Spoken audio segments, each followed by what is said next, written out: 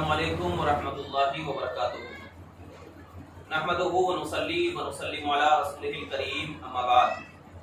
हज़रात गिरामी, जैसा कि आपको मालूम है कि 8 जून से जो गवर्नमेंट ने मजहबी मकामात को खोलने की इजाज़त दी और उसमें कुछ गाइडलाइंस रखे कि मस्जिद में अगर नमाज पढ़ी जाए तो वहाँ पर क्या है, मास्क होना ज़रूरी है और सोशल डिस्टेंसिंग भी होना ज़रूरी है, यानी 6-6 फीट दूर ठहर करके नमाज पढ़ी जाए। 60 साल से अधिक उम्र वालों को मस्जिद में आना मना किया गया, 10 साल से कम उम्र के बच्चों को भी आना मना किया गया। तो इस एतबार से बहुत सारे सवालात आ रहे थे, तो मैंने सोचा कि आपके सामने इसके हवाले से चंद एक वीडियो बनाकर आपके सामने पेश कर दूं।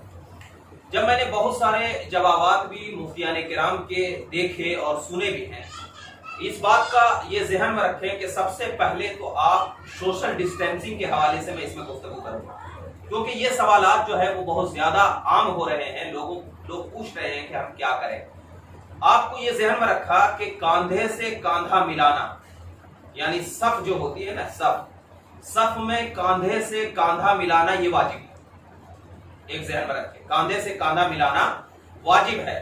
और अगर कांधे से कांधा मिलाना जो वाजिब फरमाया गया है, अब अगर उसमें कोई भी शख्स इसका तर्क करता है, इसको छोड़ता है, तो इसको छोड़ने से नमाज जो है वो मकरूह तहरीमी होती है। मकरूह तहरीमी का मतलब होता है कि नमाज वाजिबुल इयादा होती है।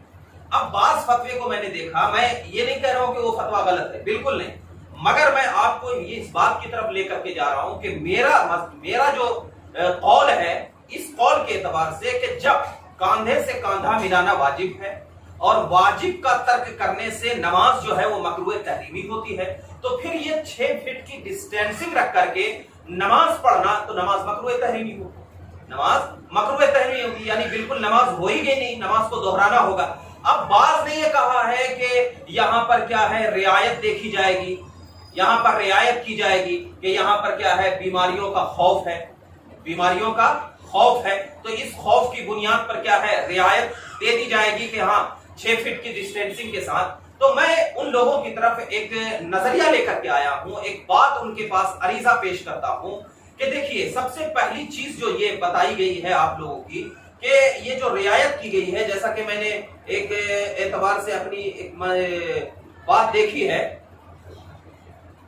कि मजबूरी की तहत, यानी ये कहा गया है इसमें, एक फतवा मेरे जहन में था कि मजबूरी की तहत क्या है, इसमें रियायत दे दी जाएगी। मजबूरी की तहत हम ये बताते हैं कि मजबूरी की तहत रियायत उस वक्त दी जाती है, मजबूरी की तहत जो है वो रियायत उस वक्त दी जाती है जब उसका विकल्प मौजूद ना हो, यानी उसका दूसरा विकल्प मौजूद ना हो और वही चीज करना हमारे लिए क्या है, मजबूरी बन जाए, तब उसकी रियायत दी जाती है। हालांकि जब हम देखते हैं कि मजबूरी के तहत जो रियायत देने की जो शर्त कही गई है, हालांकि उसका विकल्प मौजूद है कि आपको कौन मना कर रहा है कि आप मस्जिद में आकर के ही नमाज पढ़ो। इसका दूसरा विकल्प तो है कि आप घर में भी नमाज पढ़ सकते हैं, घर में 2-3 अफराद है, वहां जमात बना लें, आप वहां जमात बना लें, और अगर 2-3 अफराद नहीं है तो आप अकेले नमाज पढ़ लें। इंशाअल्लाह इस नियत से नमाज पढ़ेंगे तो अल्लाह ताला आपको जमात का भी सवाब देगा।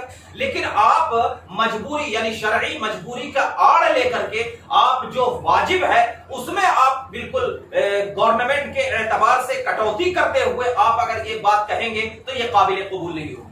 हमारा तरीका यही है कि सोशल डिस्टेंसिंग से जो नमाज पढ़ी जा रही है उसमें किसी की नमाज नहीं होगी, सारे की नमाज मकरूह तहरीमी होगी और वाजिबुल इयादा होगी। उससे बेहतर यही है कि वो क्या है, अपने घर में चाहे अलग अलग नमाज पढ़े, चाहे वो क्या है, वो 2-3 लोग मिल करके जमात के साथ नमाज पढ़े। और अगर आपने सोशल डिस्टेंसिंग के साथ नमाज पढ़ी है तो फिर आपकी कोई नमाज काबिले कबूल नहीं है। अब इसमें यह बात सवाल आता है कि ठीक है भाई, हम तो आप पूरी नमाज 5 वक्त की नमाज तो क्या है घर में पढ़ लेंगे, लेकिन जुमा का क्या मसला होगा?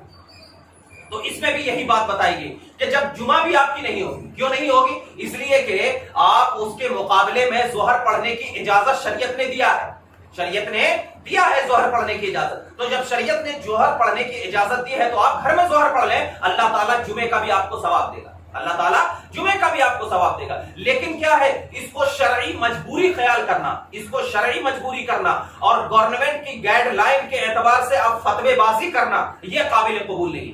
ہمارا تو ذہن اور طریقہ یہ ہونا چاہیے کہ دنیا بدل جائے لیکن اسلامی قانون کبھی نہ بدلے, اسلامی قانون کبھی نہ بدلے. تو لہٰذا ہم ان لوگوں سے یہ بالکل علل اعلان جو ہے ان کی طرف رہنمائی کر رہے ہیں کہ بھائی آپ لوگ جو ابھی تک جتنی بھی نمازیں آپ نے پڑھی ہے سوشل ڈسٹینسنگ کے ساتھ, وہ ساری نماز دہرائی جائے, ورنہ کیا ہے آپ کی نماز جو ہے وہ واجب الادا ہوگی. در مختار چوتھی جلد میں, یہ در مختار کی چوتھی جلد نہیں, در مختار میں ذکر کیا گیا ہے. میں ابھی ایک مسئلہ لے کر کے ذکر کرتا ہوں کہ در مختار کتاب الصلاۃ دوسری جلد صفحہ نمبر 377 میں ذکر کیا ہے کہ فرماتے ہیں در مختار میں کہ صفیں مل کر کھڑی ہو, بیچ میں کشادگی نہ رہ جائے اور سب مونڈے برابر, بیچ میں کشادگی نہ رہ جائے سب مونڈے برابر. تو اب ذرا بتائیے کہ صاحب در مختار کو کیا آپ کوئی کم علم سمجھ رہے ہیں؟ نہیں, وہاں پر بتانے کا مقصد یہ ہے کہ یہ وجوب کی طرف لے کر کے گیا,